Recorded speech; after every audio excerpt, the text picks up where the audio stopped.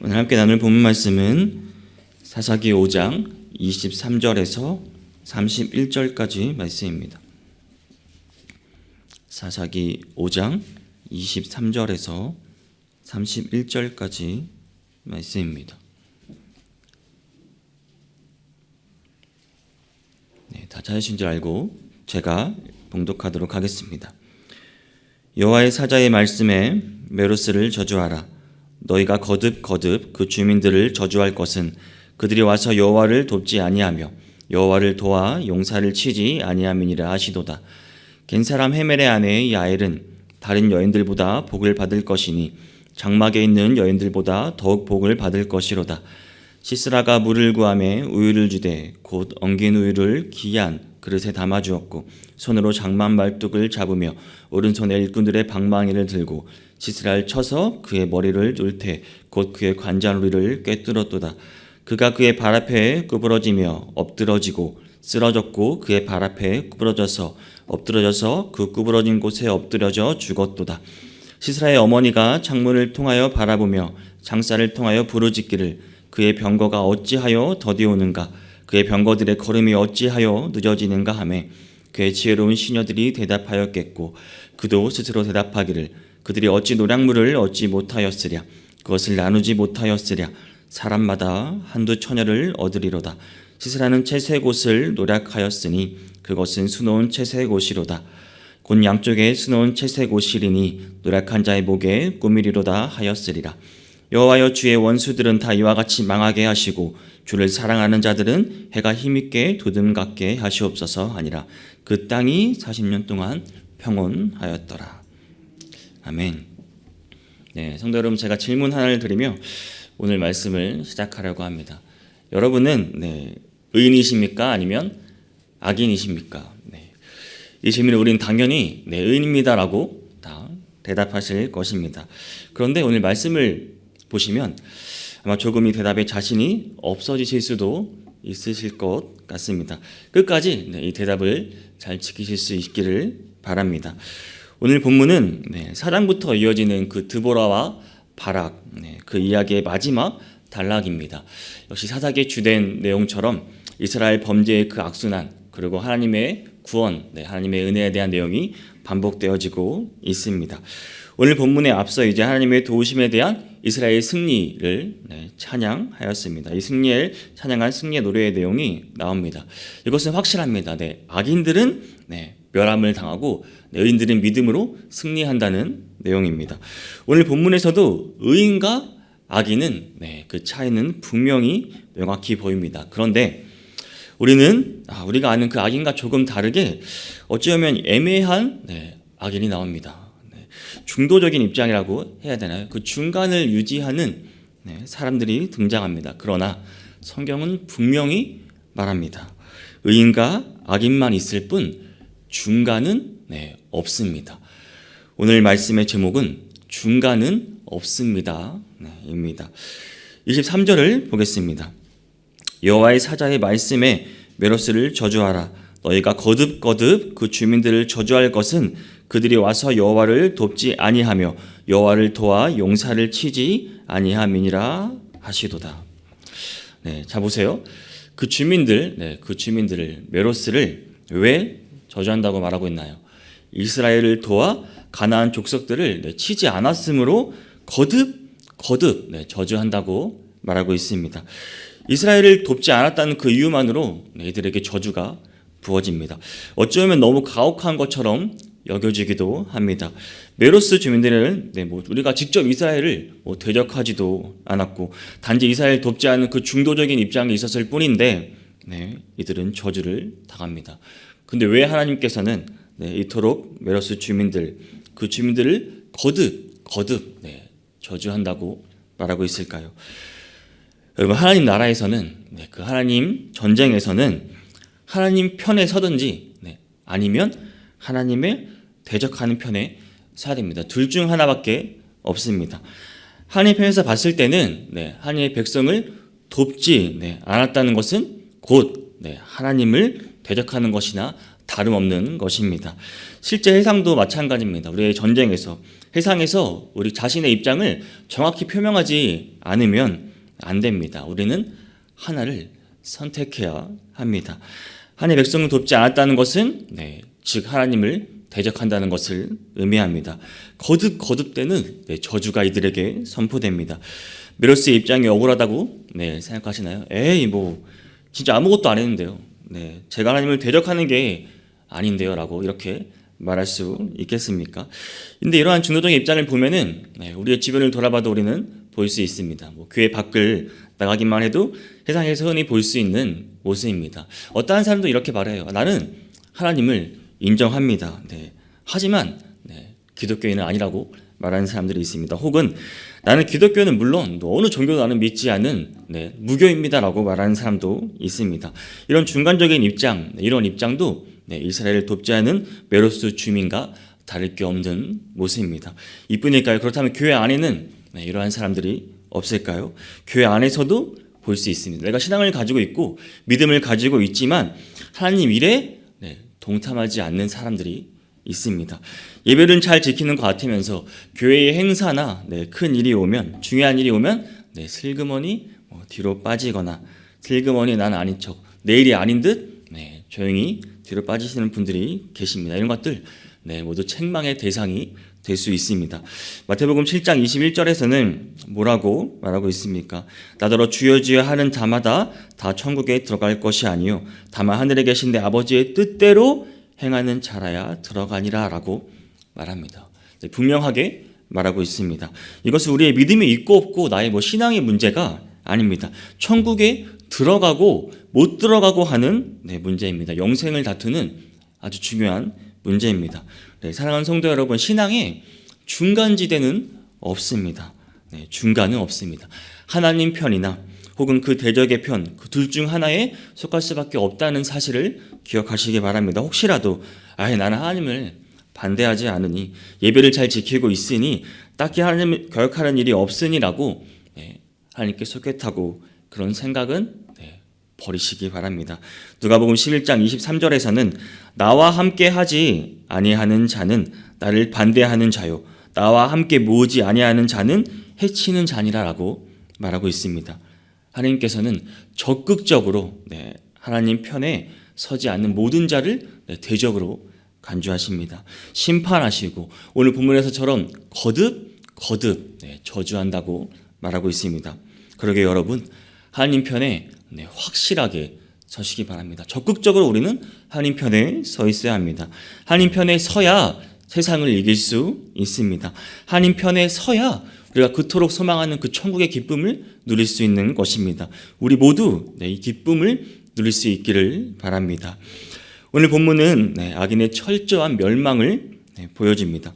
28절에서 30절을 보면 시스라의 어머니가 등장합니다. 시스라의 어머니가 창문을 통하여 바라보며 창살을 통하여 부르짖기를 그의 병거가 어찌하여 더디었는가 그의 병거들의 걸음이 어찌하여 늦어지는가 하며 그의 지혜로운 시녀들이 대답하였겠고 그도 스스로 대답하기를 그들이 어찌 노량물을 얻지 못하였느냐 그것을 나누지 못하였느냐 사람마다 한두 처녀를 얻었으리로다 시스라는 채색 옷을 노략하였으리니 그것은 수놓은 채색 옷이로다 곧 양쪽에 수놓은 채색 옷이리니 노략한 자의 목에 꾸미리로다 하였으리라. 이렇게 시스라의 어머니가 그의 시녀들과 함께 시스라의 승전부를 손꼽아 기다리며 창문을 바라보고 있습니다. 그런데 이 시각 시스라는 어떻게 되었습니까? 24절에서 27절까지는 시스라의 죽음이 묘사됩니다. 성경에 이런 내용이 있나 싶을 정도로 너무나 잔인하게 죽음을 당합니다. 이방 여인 겐 사람 헤멜의 아내 야엘에게 장막 말뚝으로 관자놀이가 뚫려서 처참하게 죽임을 당합니다. 참으로 아이러니한 일이면서 어찌 보면 가슴 아픈 일입니다. 시스라 어머니 입장에서는 이게 얼마나 슬픈 일일까요? 어떤 어머니가 자기 자식이 잘 되기를 소망하지 않겠습니까? 자기 자식이 잘 되기를 기도하지 않겠습니까? 누구보다 저를 위해 기도 당연히 많이 하시는 분은 저희 어머니실 거라 생각합니다. 똑같이 여러분들도 여러분을 위해 기도하시는 분은 가장 많이 기도하는 분은 당연히 여러분의 부모님 들릴 겁니다. 또한 여러분들 또한 여러분의 자녀들을 위해서 누구보다 더 열심히 기도하고 계실 것입니다. 그런데 여러분, 그 우리의 기도, 여러분의 기도가 그 소망이 헛될 수 있음을 오늘 본문은 절실히 보여주고 있습니다. 멸망받을 그 악인을 위해서 흘리는 그 눈물이 헛될 수 있다는 것입니다. 어머니의 기도, 그 어머니의 사랑이 헛될 수 있다는 말입니다. 하나님의 펴지 않는 자들, 그들을 형통하게 하는 그 소망, 그 기도, 그 동기가 아무리 순수하고 그 숭고한 어머니의 사랑에 입각한 것이라고 할지라도 결코 성취되지 않을 수 있다는 사실을 기억하시기 바랍니다. 우리가 잘 아는 그 예수님을 배반한 가룟 유다, 유다라고 할지라도 어찌 그 어머니의 사랑을 받아 형통하도록 기도받지 않았겠습니까? 그 친척들, 그 주변 가룟들을 사랑하는 사람들은 어찌 그렇게 기도하지 않았겠습니까? 그러나 결과는 어떻습니까? 아무리 그들이 형통하고 또 그들이 성공한다고 기도한다고 해도 하나님께서 들으실 만한 것은 아니라는 것입니다. 사랑하는 성도 여러분, 여러분이 그 누군가를 위해 아무리 깊은 사랑으로 기도할지라도 그 당사자들이 하는 일이 옳지 않을 때는, 그 당사자가 하나님 편에 서 있지 않을 때 않다면 그 기도가 헛될 수 있다는 사실을 우리는 기억해야 합니다. 근데 우리는 어떻게 기도합니까? 우리 자녀들을 위해서 우리는 어떻게 기도하나요? 매사에 형통하기를 기도합니다. 사업이 잘 되기를, 공부를 잘하기를, 그 가정이 평안하기를, 취업이 잘 되기를, 배우자를 잘 만나기를, 결혼을 잘하기를, 건강하기를 우리는 먼저 기도합니다. 우리는 이럴 기도를 하고 있습니다.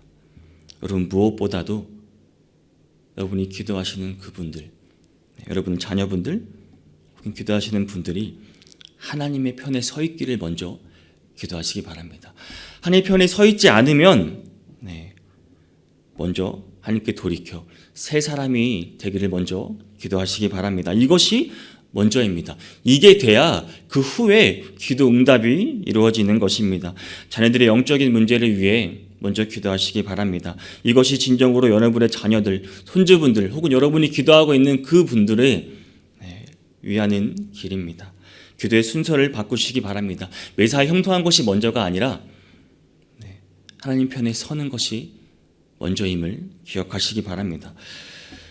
여러분, 하나님 편에 서 있지 않는 것, 이것은 소망이 없는 것입니다. 잠언 10장 28절은 이렇게 말합니다. 의인의 소망은 즐거움을 이루어도 악인의 소망은 끊어지느니라 말합니다. 우리는 하나님 편에 있거나 아니면 하나님 편에 있지 않은 대적이 되는 것입니다. 중간에 없다고 말씀드렸습니다. 악인과 의인, 이 둘의 결정적인 차이는 분명합니다. 그 끝이 다르다는 것입니다. 그 종말이 다릅니다. 31절을 보면 여호와의 주의 원수들은 다 이와 같이 망하게 하시고 주를 사랑하는 자들을 해가 힘있게 도금 같게 하시옵소서 아니라 그 땅이 40년 동안 평온하였더라. 하나님을 대적하는 모든 원수는 결국 망하게 됩니다. 악인과 의의 결정적인 차이입니다. 하나님 편에 있지 않은 사람들은 한때는 형통할 수 있습니다. 그렇죠. 큰 권세와 영광을 누릴 수도 있습니다. 흔히 우리가 말하는 것처럼 잘 될 수 있어요. 잘 살 수 있습니다. 악인의 삶이 이 땅에 살아가는 동안 의인의 삶과 그리 다르지 않을 수 있습니다. 오히려 의인보다 더 잘 되고 심지어 더 형통할 수도 있습니다. 죽는 날까지 그럴 수도 있어요. 하지만 마지막 순간에, 결정적인 순간에는 그 영광을 보지 못하고 멸망하게 될 것입니다. 멸망이 꼭 이 세상에서 찾아오지 않을 수도 있어요. 하지만 그 마지막 순간, 비록 그럴지라도 그 심판의 날에 하나님 심판의 앞에서는 멸망을 피할 수 없다는 사실을 기억하시기 바랍니다. 시편 1편 5절 6절은 이렇게 말합니다. 그러므로 악인들은 심판을 견디지 못하며 죄인들이 의인들의 모임에 들지 못하리로다. 무릇 의인들의 길은 여호와께서 인정하시나 악인들의 길은 망하리로다. 악인은 결국 망하게 될 것입니다.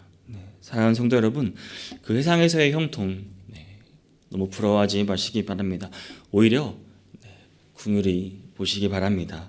우리는 그 의의 길을 보여줄 수 있는 사람들이 되어야 합니다. 하나님 편에 서서 오히려 그들에게 하나님의 사랑이 무엇인지 알려주고 우리가 보여줘야 합니다. 그렇게 우리는 살아가야 합니다. 오늘 본 31절을 보시면 주를 사랑하는 자들을 해가 힘있게 돋음같게 하시옵소서라고 말합니다. 해가 힘있게 돋음같게 하시옵소서. 여러분 혹시 떠오르는 태양을 보신 적 있으신가요? 직접 가서 보시든 영상으로 보시든 아마 한 번쯤은 보셨을 것입니다. 저도 몇 번 실제로 가서 본 적이 있는데요.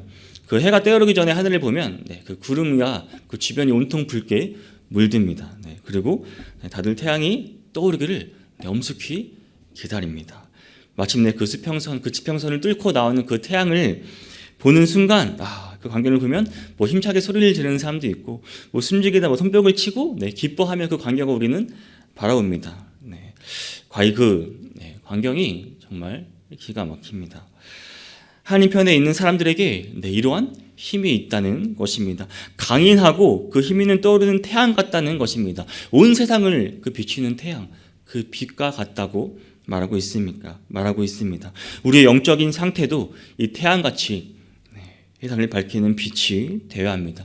주님께서 이렇게 말씀하셨습니다.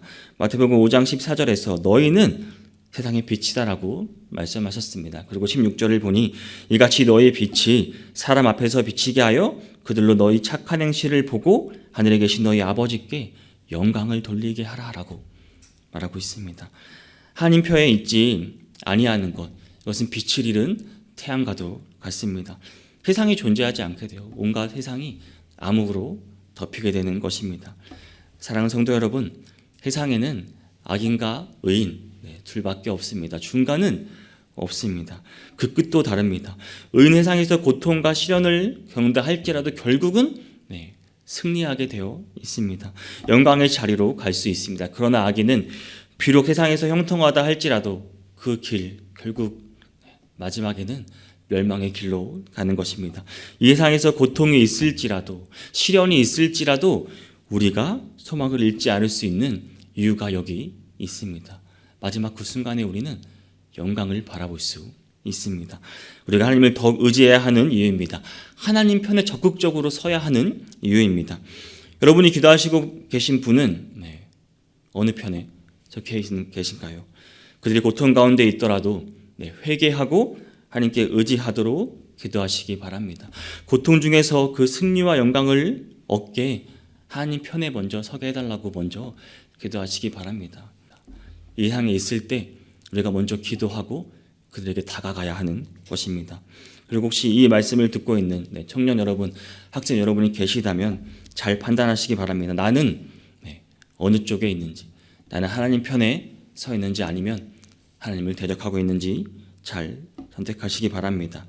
하나님을 내가 대적하지 않는다고 해서, 내가 교회에 나온다고 해서, 내가 공부를 열심히 한다고 해서, 내가 헌신하고 있다고 해서 절대 하나님 편에 있는 것이 아닙니다. 적극적으로 하나님 편에 함께 하셔서 하나님 일에 동참하시기를 바랍니다.